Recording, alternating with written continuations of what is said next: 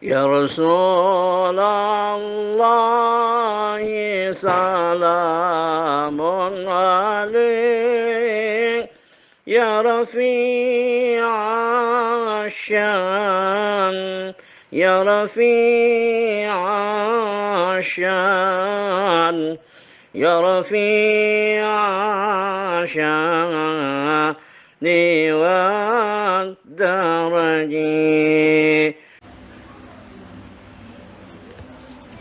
اللهم رب النبي مصطفى رسول الله صلى الله عليه وسلم أسبده ذريته وأهل بيته الطيبين وأنتم جميع الرشاد والصالحين والأئمة الراشدين ثم إلى الله والدينا وشيخنا والمستنين أجمعين صلى الله عليه وسلم محمد الشيخ محمد بن بدر النشيد رضا الروح بن محمد حسن بن محمد حسن بن الله كريم دقشهم بالرحمة والمغفرة سير النبي وآل النبي بسر سورة الفاتحة. أعوذ بالله من الشيطان الرجيم. بسم الله الرحمن الرحيم. الحمد لله رب العالمين الرحمن الرحيم مالك يوم الدين إياك نعبد وإياك نستعين الصراط المستقيم صراط الذين أنعمت عليهم غير المغضوب عليهم ولا الضالين آمين.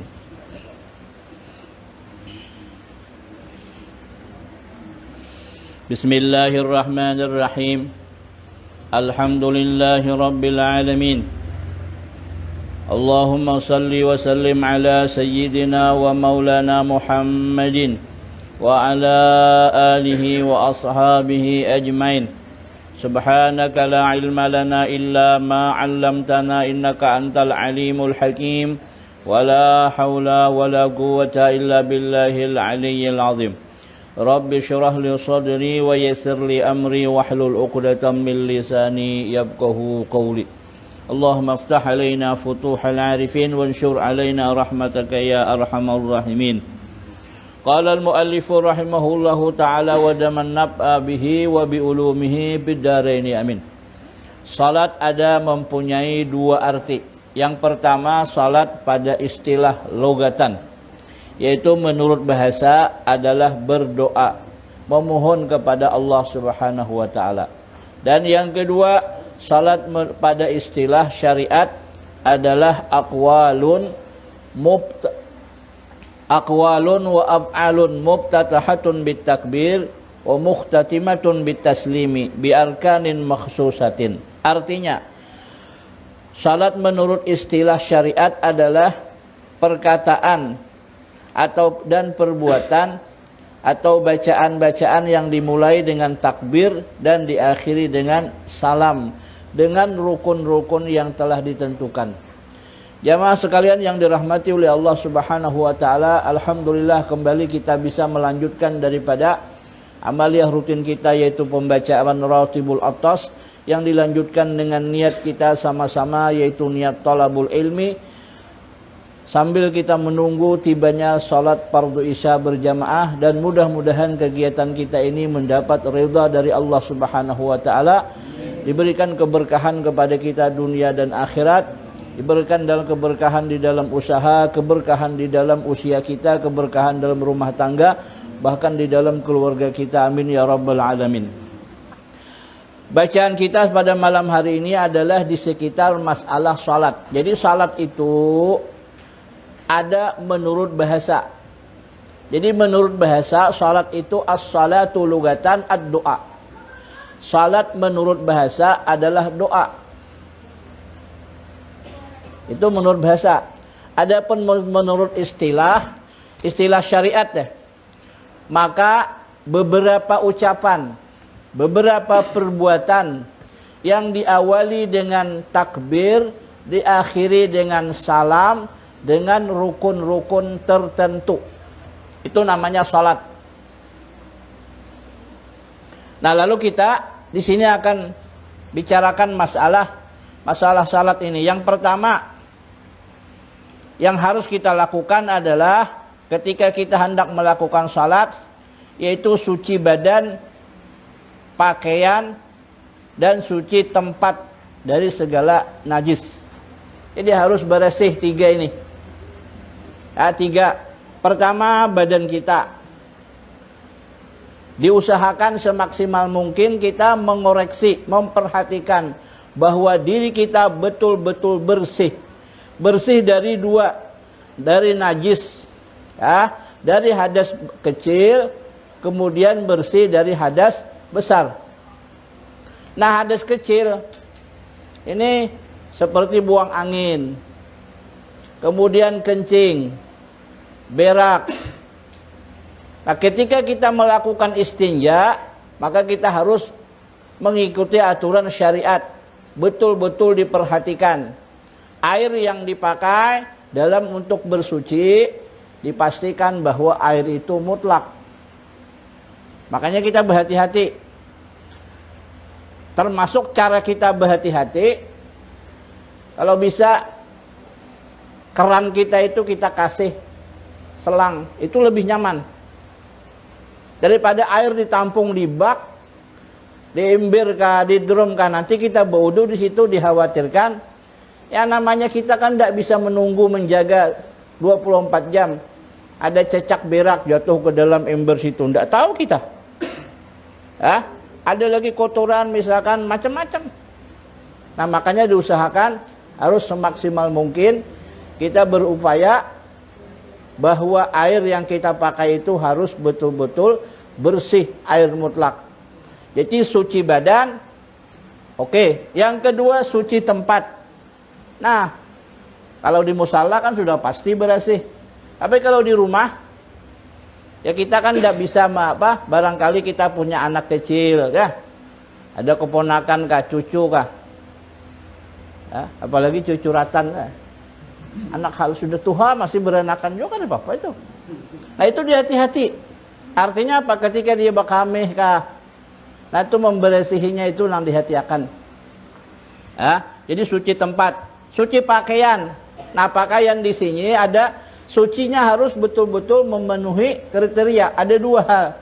Suci menurut syariat, bersih daripada kotoran. Yang kedua, suci menurut hakikat dalam arti bahan yang dipakai itu betul-betul bahan yang disahkan oleh agama.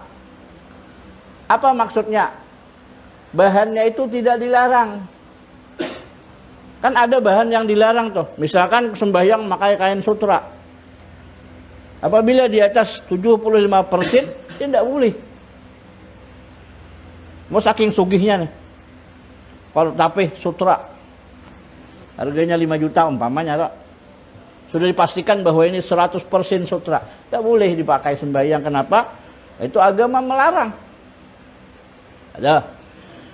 Kemudian bersih dalam arti mendapatkannya itu, membelinya itu betul-betul menggunakan uang yang halal.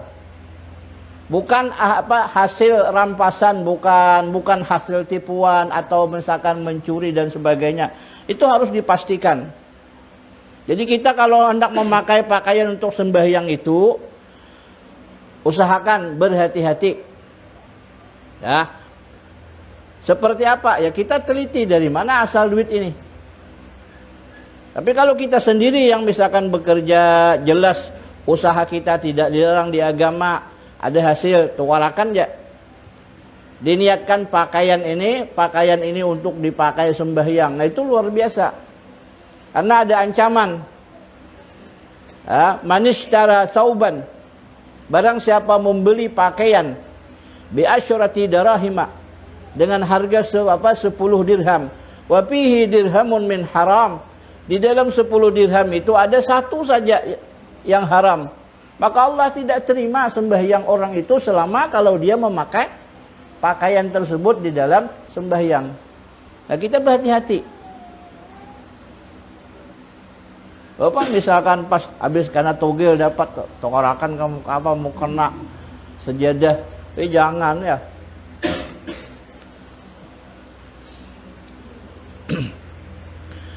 Jadi suci badan, suci tempat, suci pakaian. Kemudian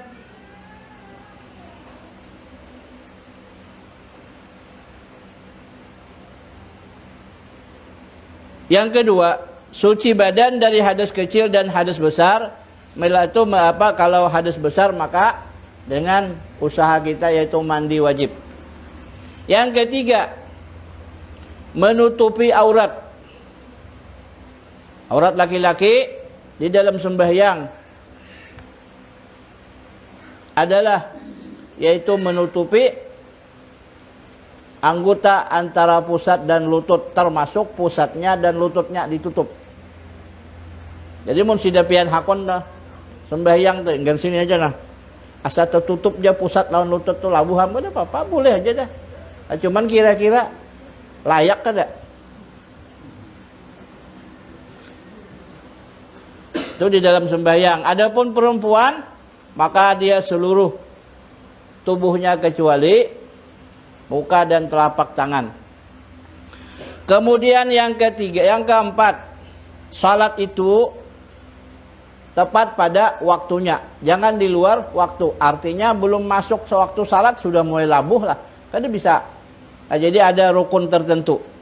Yang kelima, menghadap kiblat. Menghadap kiblat.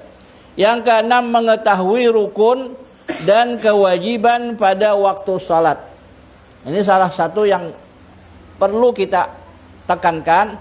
Artinya sering saya sampaikan berulang-ulang bahwa di dalam beribadah, lebih-lebih di ibadah salat kah, ibadah puasa kah, ada salah satunya adalah al-ilmu bi kaifiyatiha. Ada ilmu mengetahui tata cara ibadah itu.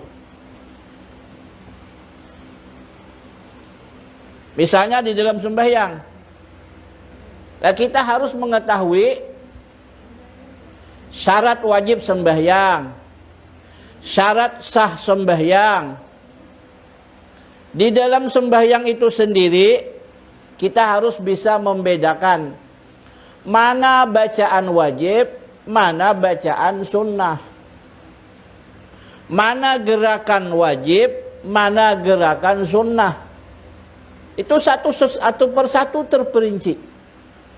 Maka ketika kita kada bisa merinci satu persatu, lalu diambil jalan keluarnya, secara kesimpulan kita berkeyakinan bahwa salat yang kita kerjakan ini adalah pekerjaannya, baik pun bacaannya ada yang wajib, ada yang sunat. Itu aman sudah.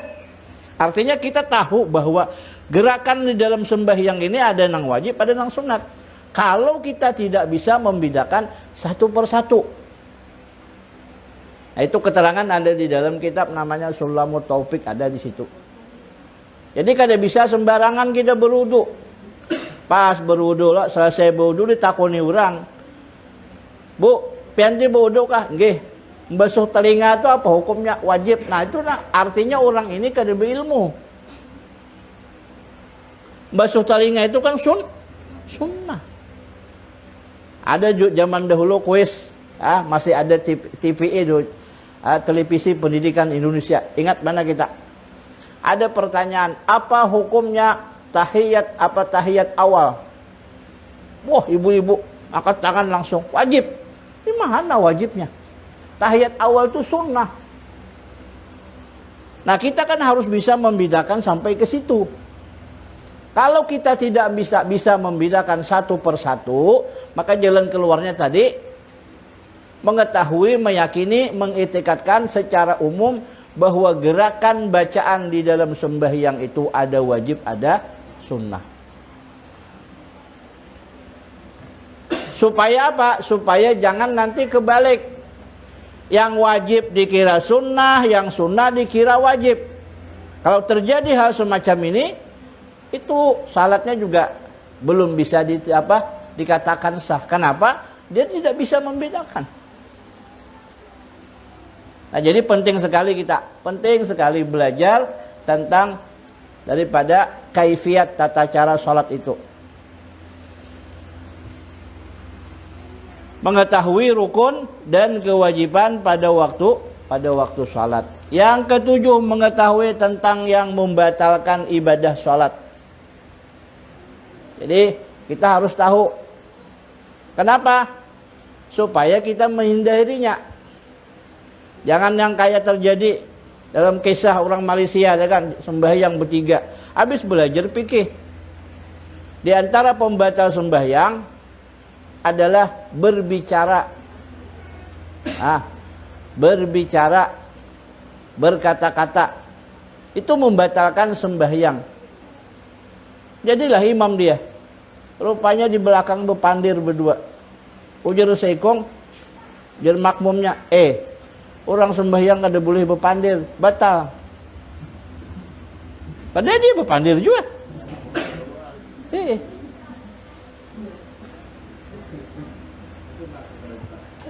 Ujian yang di depan, untung aku ada 4 bepandir. Nggak boleh juga bepandir. Akhirnya batal berataan sembahyang. Jadi hati-hati itu bah. Nah jadi kenapa? Karena kita mengetahui yang membatalkan itu, lalu kita menghindarinya. Maka di dalam sembahyang itu ada rukun. Yang pertama, rukun sembahyang itu ada 13. Pertama niat. Nih, niat, meletakkan niat itu di hati. Pada ketika mengucap takbiratul ihram. Jadi kita misalnya nih, nang kita membaca usolli fardal maghribi thalatsa raka'atin mustaqbilal kiblati adaan lillahi ta'ala. Ini ucapan aja. Belum lagi masuk niat. Niat itu di mana? Begitu kita mengangkat takbiratul ihram, Allahu Akbar. Di dalam Allahu Akbar mulai alif Allah sampai ra bar, disitulah tersimpun 3 hal. Namanya qasad, ta'arud, ta'yin. Qasad, aku sembahyang. Itu qasad ngarannya. Ta'arud apa? Fardu. Aku sembahyang fardu. Ini masih mengembang. Fardu apa? Subuh kah? Asar kah? Maghrib kah? Maka disebut ta'yin. Harus ada kejelasan. Aku sembahyang fardu maghrib. Sudah. Lah kenapa kita di TPA diajari di anak-anak madrasah usalli fardal maghribi salasa raka'atin mustaqbilal kiblati adaan ma'muman lillahi ta'ala. Itu supaya membiasakan sidanya dulu.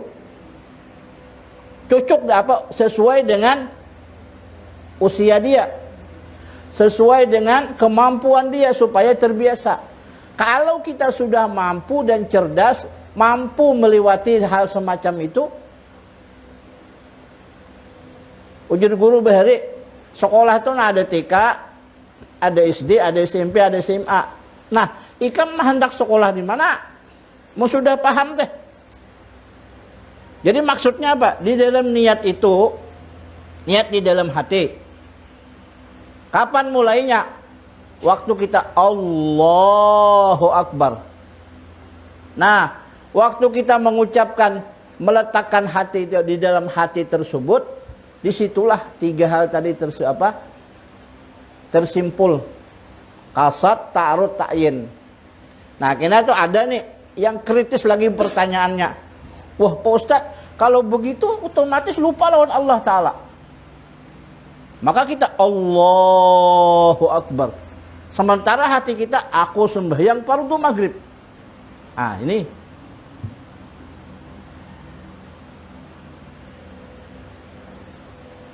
Permasalahan niat ini sangat-sangat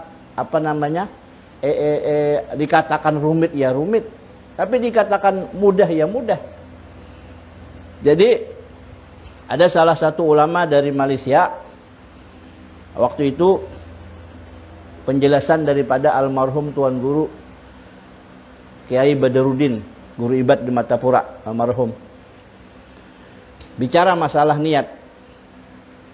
Nah, masalah niat ini kembali kepada iradat, berkehendak, kehendak kita. Lalu dicontohkan sidin, apabila kita sudah hendak makan, kita hampar sudah, apa teh? Apa ngarannya teh? Spray lah. Taplak meja itu kita taplak nih, kita hampar sudah. Nasi sudah kita taruh di situ, lauknya sudah ada, lengkap sudah, air minum sudah ada, kobokan pun sudah ada. Kita pun sudah siap. Sudah belum mulai makan nih? Belum. Begitu kita membasuh tangan, mulai belum? Belum lah. Secara zahir memang belum menyuap. Tapi sudah masuk kepada aktivitas yang disebut makan.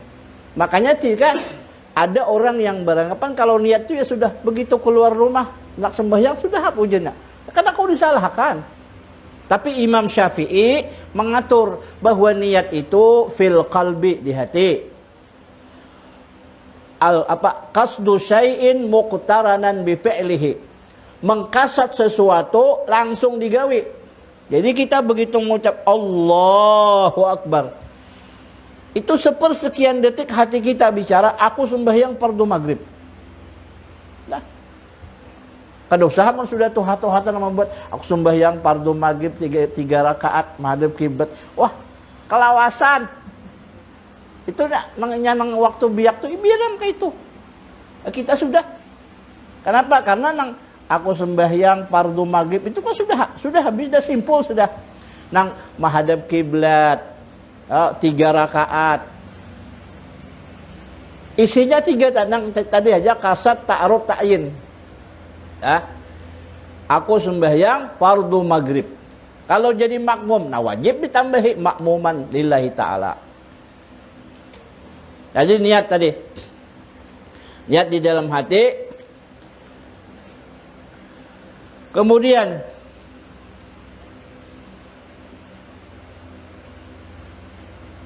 tidak terdahulu daripada alif Allah dan tidak pula terkemudian daripada ra akbar. Jadi begitu Allahu Akbar. Nah, di dalam kitab Nampatai Kasih Patus Syaja itu atau Sapinah itu dijelaskan takbiratul ihramnya itu.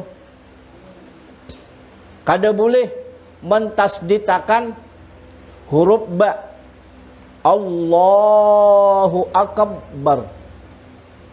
Apalagi bakal kalah akbar. Jangan. Biasa aja, netral aja, akbar. Kada boleh dipanjangkan. Allahu Akbar. Ya. Itu hati-hati. Ada aturan di situ, ada penjelasan. Kada boleh menambah huruf waw di antara 2 kalimat lafzul jalalah dengan akbar. Allahu Akbar. Tapinya berbunyi Allahu Akbar. Ada wak. Nah, itu hati-hati. Jadi di waktu takbiratul ihram. Kemudian niat salat ada 3, yaitu kasat, mengata di dalam hati, sahajaku salat. Bahasa Arabnya usalli. Usalli, aku sembahyang. Yang kedua, ta'arrud, menyatakan fardunya di dalam hati, fardan. Jadi usalli, aku salat fardu. Nah, mengatakan salat fardu itu ta'arrud namanya.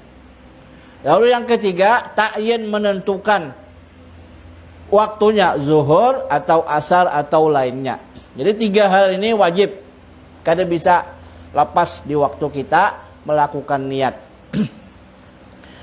Niat seperti ini yang dapat diperpegangi dan diamalkan disebut mu'tabarah atau dapat dipegangi.